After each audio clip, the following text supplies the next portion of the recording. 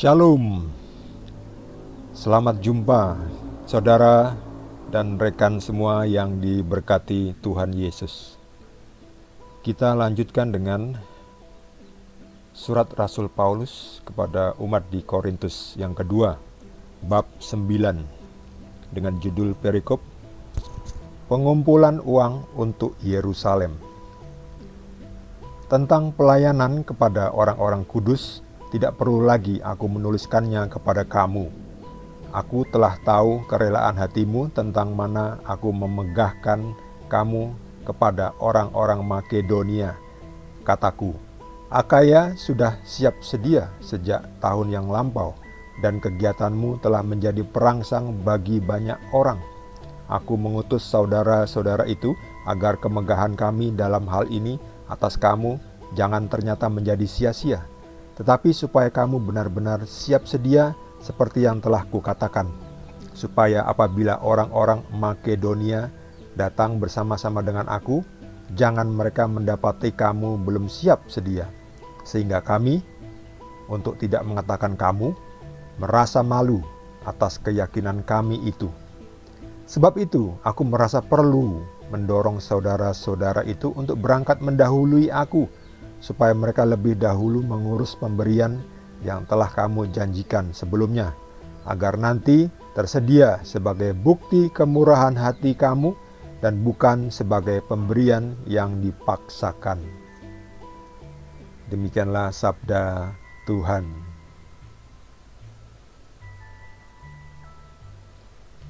Paulus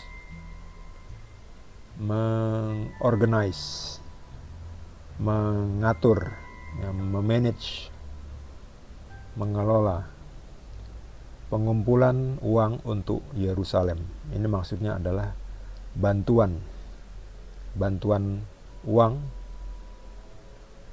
untuk orang-orang kudus, untuk pelayanan Tuhan, tentang pelayanan kepada orang-orang kudus di Yerusalem, ya, di Yerusalem. Jadi kan masih banyak waktu itu murid-murid Yesus, rasul-rasul masih ada di Yerusalem, ya, memberitakan kabar, menjadi saksi hidup. Dan bagi pelayan Tuhan itu kan butuh uang.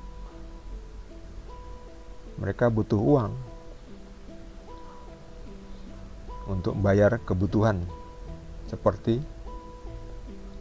listrik. Dulu belum ada listrik, ya. Dulu harus untuk beli lilin, untuk menulis, kertas, untuk bayar tempat tinggal.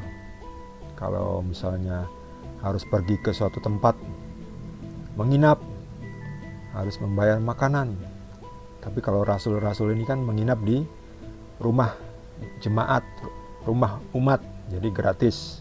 Makan mereka disediakan. Ya seperti sekarang ini, ya. Romo-romo, pastor, itu kan mereka kemana-mana ya sudah dijamin, ya, oleh umatnya, ya, disiapkan. Nah, zamannya Paulus dulu, abad pertama itu, ini Paulus bicara soal orang-orang Makedonia yang ingin memberikan sesuatu, persembahan, kontribusi, partisipasi untuk orang-orang kudus, untuk pelayanan Tuhan, untuk para pelayan sabda Tuhan di Yerusalem. Jadi ini dia, agar nanti tersedia sebagai bukti kemurahan hati kamu dan bukan sebagai pemberian yang dipaksakan. Jadi partisipasi yang sukarela, kemurahan hati, pemberian untuk orang-orang kudus di Yerusalem, pelayanan kepada orang-orang kudus. Sebab orang-orang kudus ini adalah pelayan Tuhan. Ya harus suci ya. Kalau pelayan Tuhan tidak kudus, tidak suci, itu bahaya. Sebab mereka membawa Tuhan ya. Gak bisa ya kalau gak kudus ya. Itu seperti menampung anggur yang baru di dalam kantong yang lama. Maka kantong yang lama itu tidak akan bisa menampung anggur yang baru itu. Kantong yang lama itu bahkan akan robek. Jadi harus kudus untuk melayani Tuhan. Pelayan Tuhan khususnya yang memfokuskan diri untuk pelayanan Tuhan, imam dan seterusnya itu harus kudus. Kalau nggak bisa menjaga kekudusan, lebih baik ya jangan ya. Karena itu tadi ya, perumpamaan tentang kantong baru